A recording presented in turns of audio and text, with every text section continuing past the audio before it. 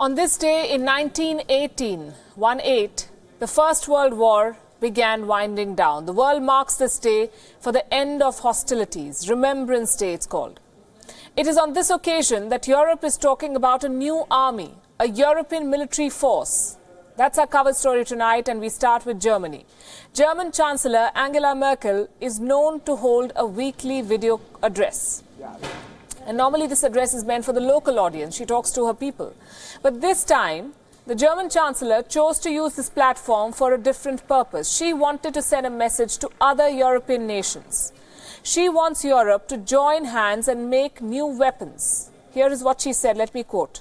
"We will jointly develop weapon systems in the future, including a military aircraft project and a tank project.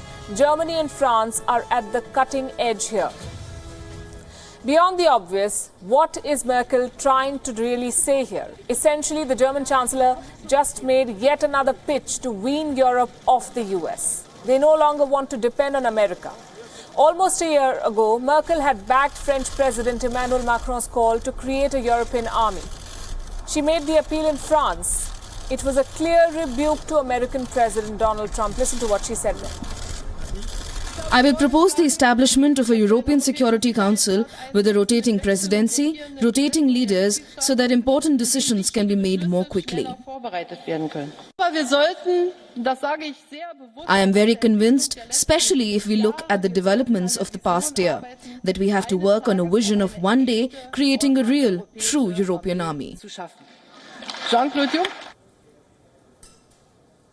It seems like Europe is getting tired of Donald Trump's continuous tirade against them. Of course, we're talking about the NATO here. NATO, that is the North Atlantic Treaty Organization. It's the world's most powerful regional defense alliance, but it seems to be falling apart now.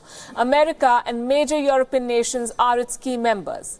Now, Donald Trump keeps complaining that Europe does not contribute enough financially to this alliance. Last week, President Macron of France had described the NATO as a brain-dead organization. He warned the European members that they can no longer rely on America to defend the alliance. It now seems that Merkel is echoing the same concern, though she did call Macron's words too drastic. At the moment, NATO is like a bad but steady marriage, you could say, acrimonious, but not quite on the verge of a breakup. And yet, all the love lost in NATO makes a good case for a European alliance, a European army. It has everything going for it. But America will not sign the divorce easily. You see, despite his anger towards Europe, Donald Trump still wants to sell more arms to this region. America has subsidized weapons sales to 6 Eastern European nations, and this includes EU members like Croatia, Greece, and Slovakia. And this directly threatens European defense contractors. Basically, Americans' weapons manufacturers are fighting them on their own turf, and they want to keep their share of the pie. It's all about the money. An alliance to build arms will give European defense giants the boost that they need. But such a joint venture has seen limited success in the past.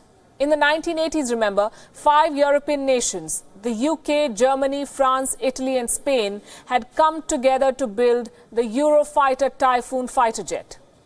These planes have run into several problems since. The project hasn't really taken off. And it should serve as a good reminder to Europe of all the potential pitfalls of another military alliance.